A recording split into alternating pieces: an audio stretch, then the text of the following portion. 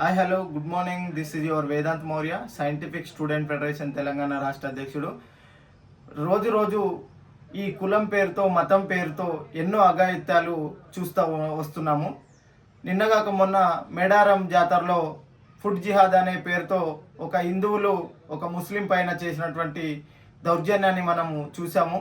అలాగే నిన్న మన హైదరాబాద్ కూకట్పల్లిలో ఒక రిటైర్డ్ ఎస్ఐ ఇంట్లో జరిగినటువంటి అఘాత్యం చాలా ఘోరంగా అనిపిస్తూ ఉన్నది. ఎందుకంటే ఒక పోలీసు ఉద్యోగంలో పనిచేసి ఎస్ఐ స్థాయిలో తన రిటైర్మెంట్ అయిన తర్వాత తనకు ఇంట్లో ఉన్నటువంటి ఇద్దరు పిల్లల పెళ్ళిళ్ళు కాలేవనే నెపంతో తను ఎంతో బాధపడుతూ ప్రతిరోజు ప్రభును వేడుకున్న తను వాళ్ళ పిల్లలకి పెళ్ళిళ్ళు చేయలేడని చెప్పేసి తను వాపోయారు. అలాగే తర్వాత ఆరోగ్యం బాగాలేక ఆ అమ్మాయి రక్తహీనతతో బాధపడుతూ రామ్దేవ్ హాస్పిటల్లో చేరినప్పుడు కూడా వాళ్ళకు బ్లడ్ తక్కువ ఉంది కాబట్టి మీకు బ్లడ్ ఎక్కియాలంటే స్వచ్ఛమైన యేసు రక్తం లాంటి స్వచ్ఛత కలిగినటువంటి రక్తమే ఎక్కియాలి, వేరేది వద్దని చెప్పేసి వాళ్ళు నిర్లక్ష్యంతో ఆ ఒక ట్రీట్మెంట్ జరగకుండా చేసినారు. అలాంటి ట్రీట్మెంట్ చేయకుండా తనకు రక్తం ఎక్కకపోవడంతో రక్తహీనతతో ఆ అమ్మాయి చనిపోవడం జరిగింది. ఆ చనిపోయిన అమ్మాయిని నేరుగా శ్మశాన వాటికకో లేకపోతే ఇంటికి వెళ్ళి దహన సంస్కారాలు చేయాల్సినటువంటి ఆ కుటుంబీకులు ఆ దేవుడు యేసు ప్రభు రక్షిస్తాడని చెప్పేసి మూఢనమ్మకంతో ఆ ఇంట్లోనే పెట్టి 4 రోజులు వాళ్ళకి ప్రార్థన చేయడం జరిగింది.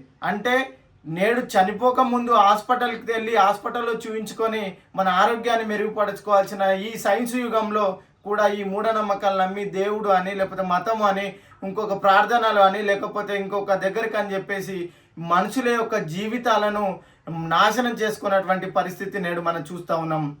ఎవరైనా సరే, అది హిందువులైనా ముస్లింలైనా క్రిస్టియన్లైనా ఎవరైనా సరే ఆరోగ్యం బాగలేకపోతే హాస్పిటల్కి మాత్రమే వెళ్ళాలి.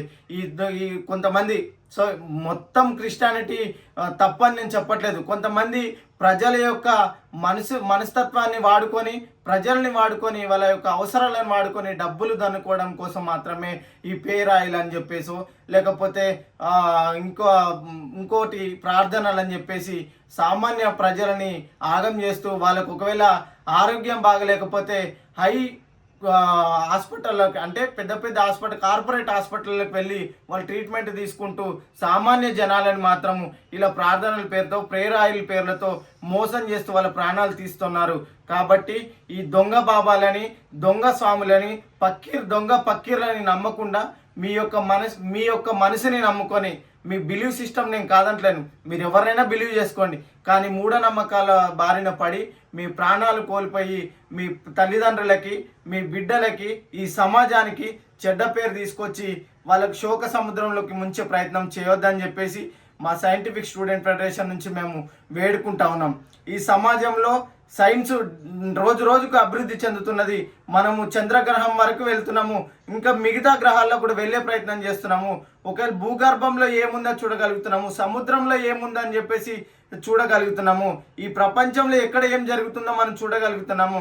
ఎక్కడో అమెరికాలో ఉన్న వ్యక్తితోటి ఇక్కడ ఉండి స్టిల్ పక్కనే ఉన్నట్టు మనం మాట్లాడగలుగుతున్నాము, వీడియో కాల్ మాట్లాడుతున్నాము, ఆడియో కాల్ మాట్లాడగలుగుతున్నాము. ఎన్నో అప్డేట్ అవుతున్నటువంటి ఈ కాలంలో కూడా అదే మూఢనమ్మకాల బారిన పడి యేసు వచ్చి రక్షిస్తాడనో లేకపోతే అల్లా వచ్చి రక్షిస్తాడనో లేకపోతే ఇంకొక 30 కోట్లలో ఉన్నటువంటి దేవుళ్ళు వచ్చి మమ్మల్ని రక్షిస్తారని చెప్పేసి మీ ప్రాణాలని పోగొట్టుకోవద్దని చెప్పేసి తెలియజేస్తూ థ్యాంక్ యూ.